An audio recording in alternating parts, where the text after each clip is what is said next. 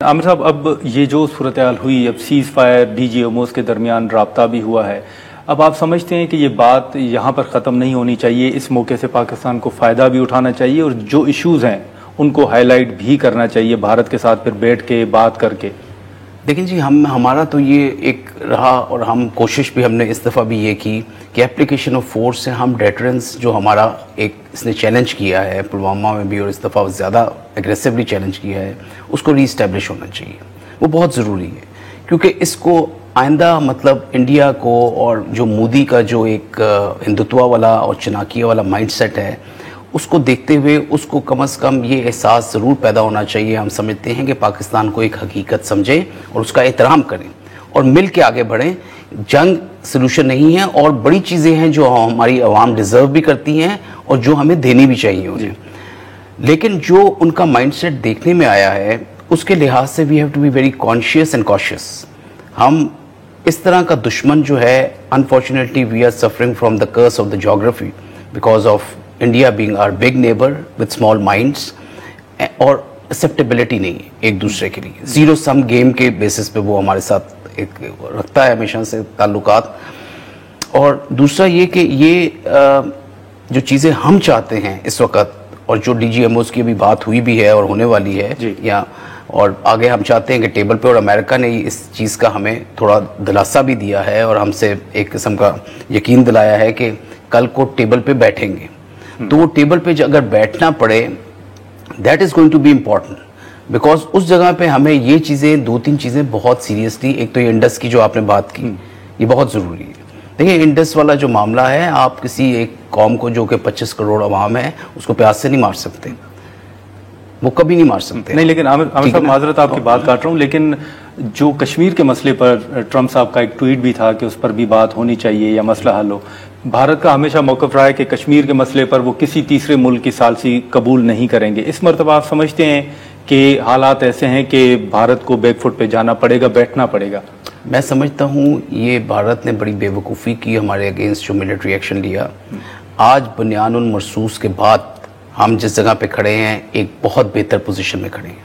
हम टेबल पे एक पॉइंट ऑफ स्ट्रेंथ से जा सकते हैं और वो बहुत ज़रूरी है।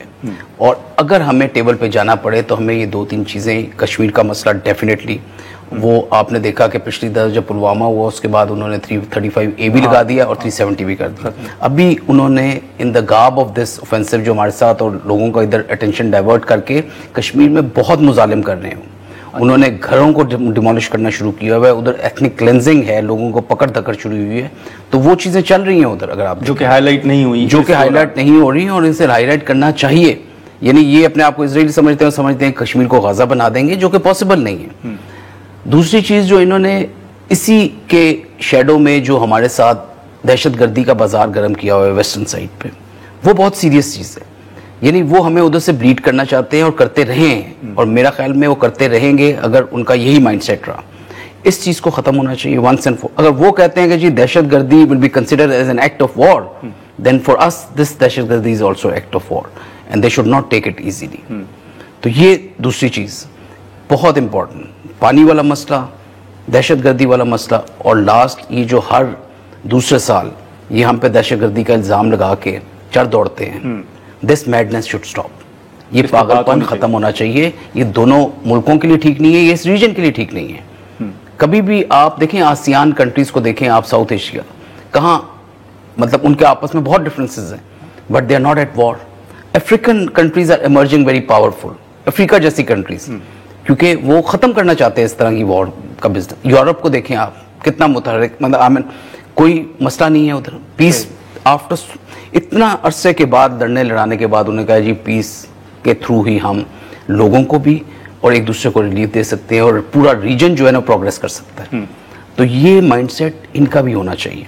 और ये हिंदुत्व माइंडसेट और चनाकिया का जो जहन है इनका, इससे ना इनको फ़ायदा है ना पूरे रीजन के लोगों को फ़ायदा होगा और ये कभी नहीं हो सकता। लेकिन आमिर साहब ये भी तो एक चीज़ है कि हमें आलमी सतह पर भी, आलमी बरादरी ने भी पाकिस्तान के मौक़िफ़ को इस मरतबा इंडोर्स किया है, जिस तरह हमने इंगेज किया है, बिल्कुल तो उनके भी नोटिस में ये सारी चीज़ें हैं।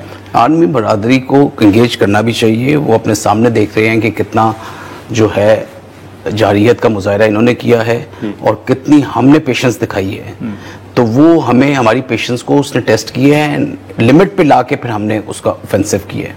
तो इस जिम्मेदारी को हमारी कमजोरी ना समझा जाए।